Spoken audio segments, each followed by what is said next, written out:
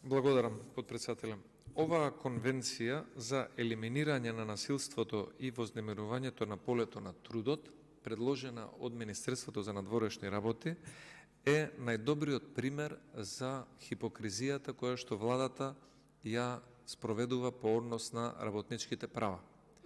Од една страна, на меѓународно ниво, без разлика дали се работи за конвенции на Обединетите нации, на Советот на Европа или на Европската Унија, сите декларативно се залагаат за почитување на работничките права и усвојуваат дополнителни конвенции кои што предизвикуваат дополнителни обврски за Република Македонија да се придржува на тие конвенции и да ги почитува работничките права. Истовремено на домашен терен гледаме сосем друг пристап. Најеклатантниот пример на занемарување на работничките права, дури и со прекршување на одлуките на Уставниот суд, беа законите за измена на Законот за работни односи, поврзани со договорот за коридорите на Артан Груби и Димитар Ковачевски, каде што се прескокна одлуката на Уставниот суд и работничкото право од 40 часовна работна недела беше девалвирано со груби измени, злоупотреба на европското знаменце и воведување на 60 или 70 часовна работна недела, се уште не знаеме што ќе пишува во договорите кои што работниците ќе бидат принудени на некој начин да ги подпишуваат. И затоа сметам дека оваа конвенција сама по себе има добра содржина, но подпишувачите на оваа конвенција, институциите во Република Македонија, Министерството за труд и социјална политика, Министерството за надворешни работи и целата влада заеднички, подпишуваат конвенции за работнички права на меѓународно ниво, а истите не ги почитуваат на домашно ниво и постапуваат спротивно на интересите на сите синдикални организации во државата. Нема ниту еден синдикат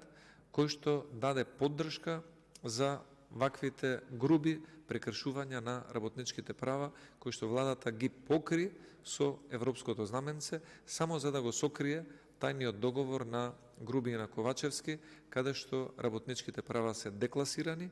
а провизиите веројатно се владин или личен приоритет. И затоа сметам дека ако усвојуваме вакви конвенции само за да се нотира или штиклира одредено поле или да се запише одреден плюс на меѓународно ниво или во меѓународните организации, тоа е лицемерно, бидејќи на домашен терен со спроведувањето или неспроведувањето на овие обврски и почитувањето или непочитувањето на работничките права, најдобро се докажува дали одредена земја членка е зрела и е на ниво да ги почитува работничките права кои што гледаме дека се сериозна меѓународна норма која што е застапена во сите меѓународни организации. Но за жал, на домашен терен во Република Македонија работникот е ставен на последно ниво и забелешките од работниците и представниците на работничките организации и нивните синдикати воопшто не се земаат во предвид, напротив, се носат закони спротивни на нивните очекувања и нема никаков социјален диалог со синдикатите како представници на работниците. Благодарам. Има збор Здравко Трајанов, повелете.